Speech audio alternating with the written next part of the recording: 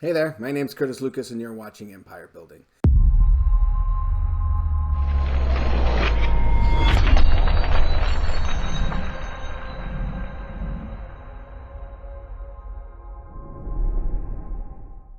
So after the last video I just uploaded on Friday presenting the new Bitcoin miner that was announced by the newcomer NuMiner.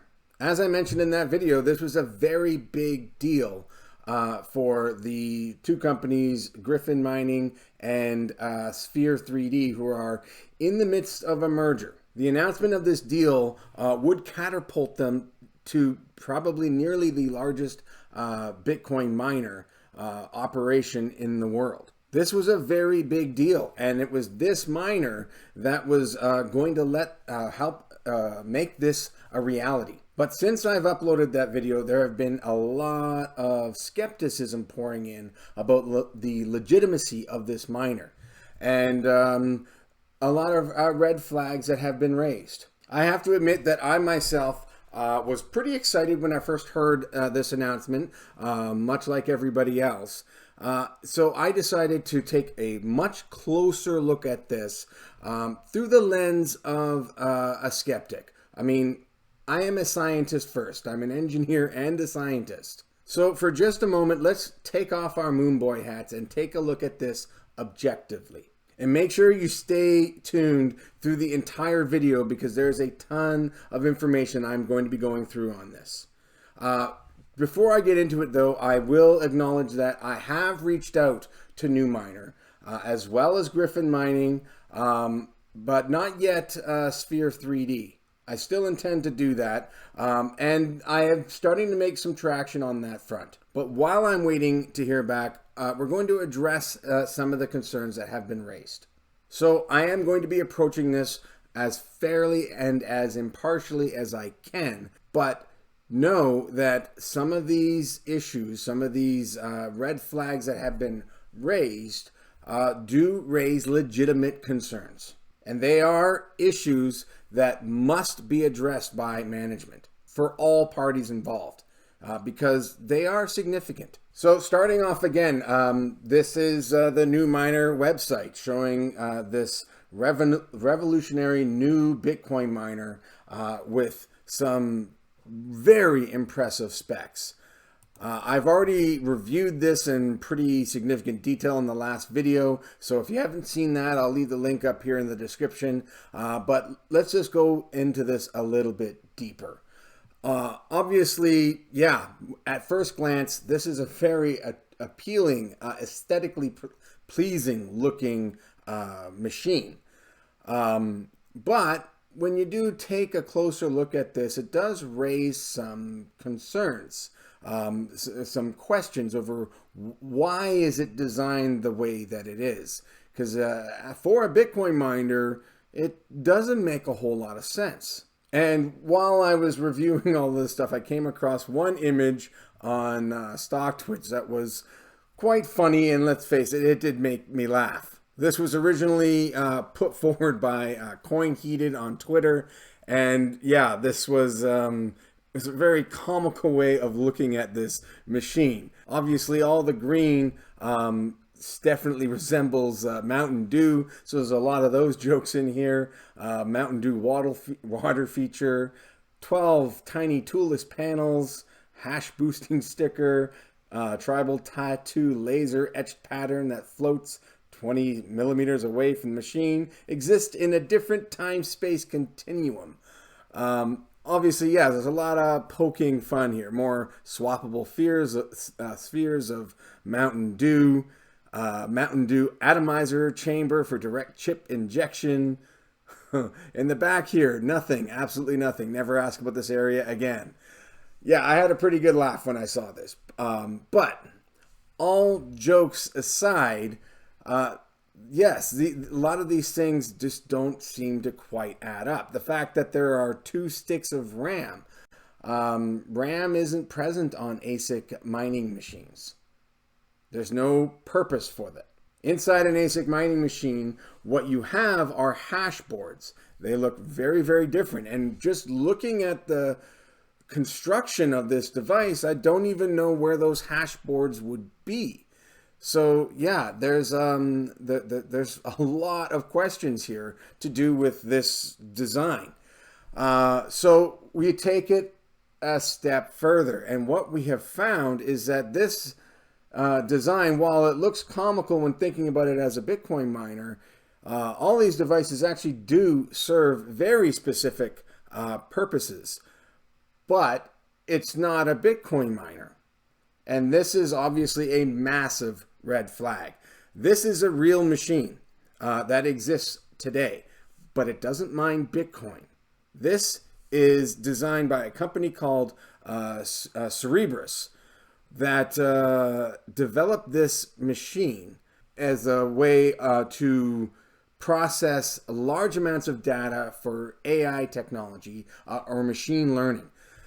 These are incredibly powerful machines, and the picture is quite deceiving. This thing is massive. If you get into the data sheet for this device, what we find is that this thing weighs 660 pounds.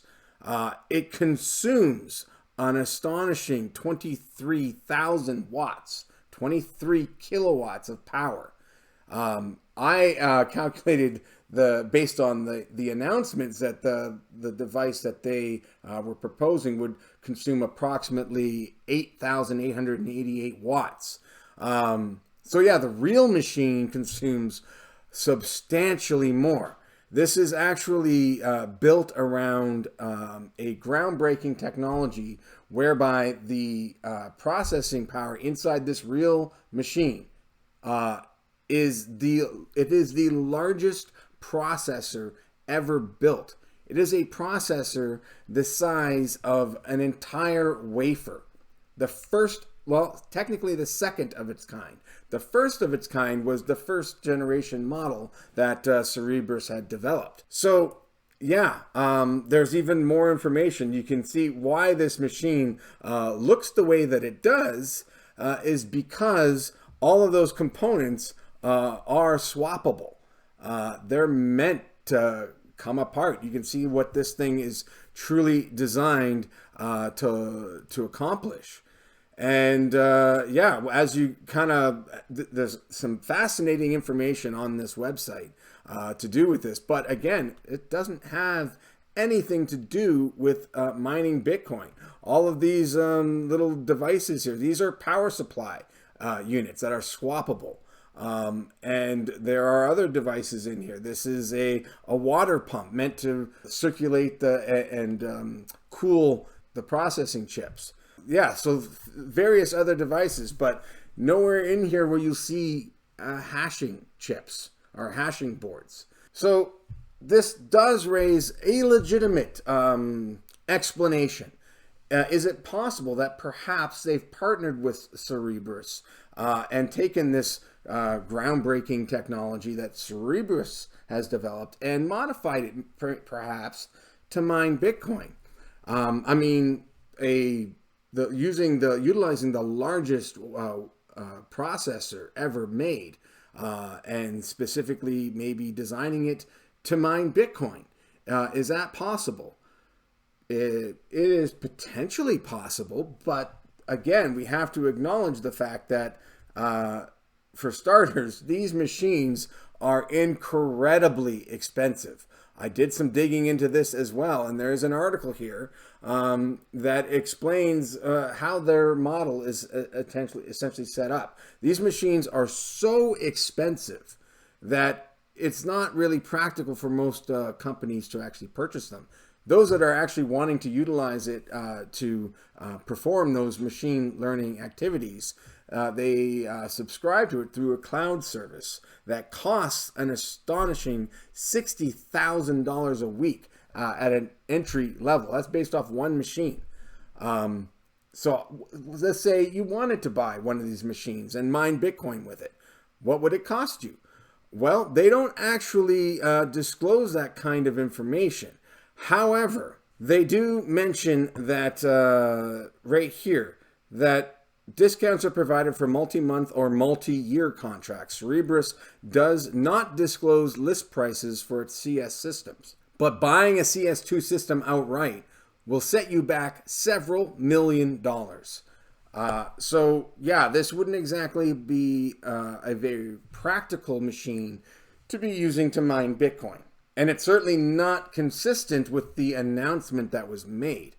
So yeah, these are significant red flags. And I don't have a very good explanation for why they've made this announcement with a machine that is identical to that which is currently produced and manufactured by Cerberus. It is the exact same image. When you look very closely at this, you can see every component is identical, right down to this little tube that comes out from who knows what. But again, when you compare that to this picture, it is the exact same device. Even the cover on here, you can see the little circles from the plastic covering that goes over that section of the machine. It's the exact same picture. All they've done is change the colors of some of the components. So why is the question? I will point out that recently Cerberus, going to confuse them now, but NuMiner has updated their website at the very, very bottom to include a little footnote that all renderings, sorry, you can't really see that. I'll move my, oh no, it's right there. Yeah, that all renderings and product images shown are for illustration purposes only and may or may not be an exact representation of the product. NuMiner reserves the right to change product images and specifications at any time without notice. Seems like a rather odd disclaimer to include at the bottom of this. Yeah, this does not leave me with a very comfortable feeling. And I don't have a good explanation for what we have seen here. This is something that the management is going to have to address. They also mention at the bottom of their description section on the miner itself that under verifications and certifications, that the market leading capabilities validated by leading global testing company TÜV Nord Certified Lab, BTL. You can see their symbol right here.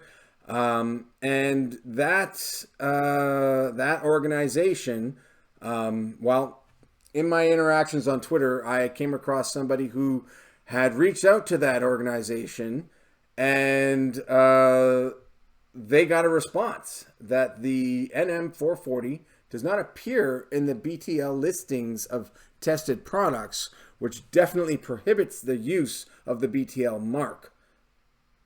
Additionally, the BTL mark they use on their site is more than 15 years out of date. Thanks for bringing to our attention, and I will escalate this to the BTL manager for further review. I will acknowledge that I didn't personally reach out to this organization, so I haven't been able to verify this myself personally. However, I did go to the BTL website for the listing of tested products and decided to check for myself. Going into their website, we can search for the NuMiner as I did previously, and there are no results. If we search for the actual model number, NM440, we get nothing. Leave the space. Nothing. Nothing shows up whatsoever. So their claim that this organization has done their testing for them comes back negative. This is yet another red flag. I'm having a very, very hard time explaining this. Now, it's possible that perhaps the information hasn't been updated yet. Again, until we have definitive confirmations here, we can't say it with absolute certainty. Another common rebuttal here is that all of these companies are public companies. And why would any of these public figures, these people in management, why would they take the risk of publishing false data like this?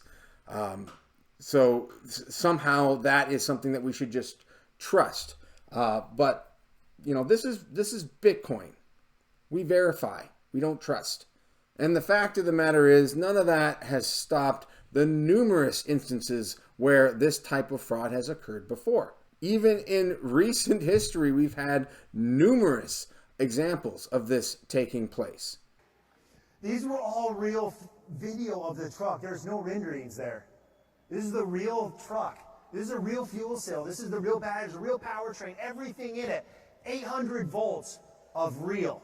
So these concerns are absolutely legitimate. But even after all of this, I still think that everyone involved should have the ability and the opportunity to present their side, to provide an explanation for all of these concerns.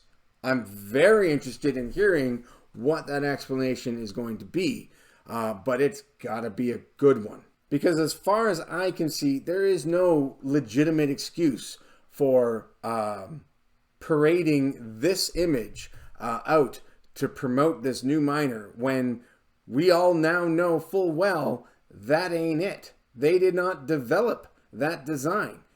That design is exclusively meant to serve an entirely different purpose. So why would you use it and alter it to make it look like it's your own? That alone, never, even if they are doing everything else, why would you do this? As I mentioned, I've been trying to reach out to these companies. I've had some marginal success, but no direct responses to any of these questions. But the offer stands. If anyone involved in this would like to come on the channel and talk about this and answer these questions, I will certainly welcome it. But until then, these are some very serious concerns that need to be addressed.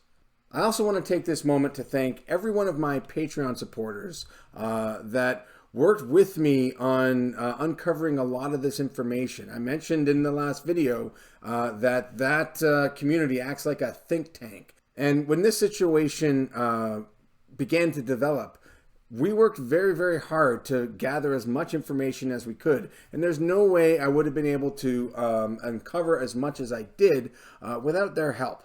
So as I mentioned before, if you're interested in joining that community and becoming a part of that process, then check down the link below for the Patreon. You can support the channel and become a part of that community. But in the meantime, I am going to continue to do what I can to search for answers to these questions. And if it turns out that I'm overreacting, then I look forward to setting the record straight. That's all for this one. Now let's get back to empire building.